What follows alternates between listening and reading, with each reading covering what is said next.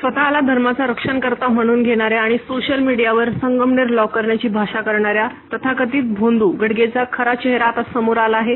पैशांचा माज आणि प्रसिद्धीच्या हव्यासापोटी चिथावणीखोर वक्तव्य करणाऱ्या या पाखंडीला पोलिसांनी बेड्या ठोकल्या आहेत. धक्कादायक म्हणजेच हा भोंदू मीडियाने काय कव्हर करावे हे देखील ठरवू लागल्याने पत्रकारांमध्ये आणि सामान्य जनतेत तीव्र संताप व्यक्त होत आहे. संगमनेर शहरात शांतता असताना या व्यक्तीने शहर बंद करण्याची धमकी दिली होती. लोकशाहीचा चौथा स्तंभ असलेल्या मीडियाला त्याने काय दाखवावे आणि काय नाही यावरून धमकवण्याचा प्रयत्न केला आहे. धर्माच्या नावाखाली द्वेष पसरून आपली पोळी भाजण्याचा प्रयत्न या भोंदूने केला आहे. मात्र कायदा त्याच्यापेक्षा श्रेष्ठ ठरला. सोशल मीडियावरून धमकी वजा वक्तव्य करून शहरात दहशत निर्माण करण्याचा प्रयत्न करणाऱ्या या भोंदूला पोलिसांनी अखेर बेड्या ठोकल्या असून त्याची रवानगी आता थेट पोलीस कोठडीत करण्यात आली आहे. संबंधित व्यक्तीने एका व्हिडिओद्वारे संगमनेर शहर बंद किंवा लॉक करण्याची भाषा केली होती. आपल्या प्रबोधक भाषणातून 2 गटात तेढ निर्माण करण्याचा आणि शांतता भंग करण्याचा त्याचा प्रयत्न असल्याने प्रथमदर्शनी समोर आले आहे. या वक्तव्याची दखल घेत संगमनेर पोलिसांनी तत्परता दाखवली आणि आरोपीला ताब्यात घेतले. Star News bureau, Nashik.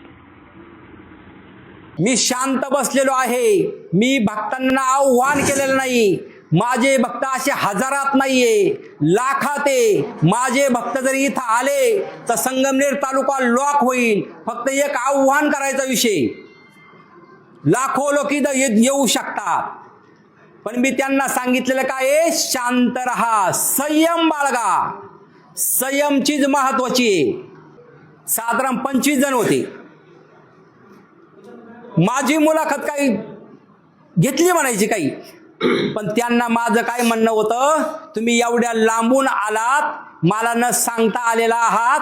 इथे फक्त तुमचा अर्धा तास थांबायचं काम होतं. ते सकाळी इथं 6 वाजता आलेले आहेत आणि ते कुठं माझी भेट घ्यायला सुद्धा आले नाही. ते फक्त शेजारच्या वस्त्यावरती जात राहिले. बाबा कसा आहे आसपास, भाऊबंद कसे असतात हे तुम्हाला माहिती आहे. घरातले माणसं कशी असतात हे तुम्हाला माहिती आहे. आणि त्यांच्या मुलाखती घेत बसले.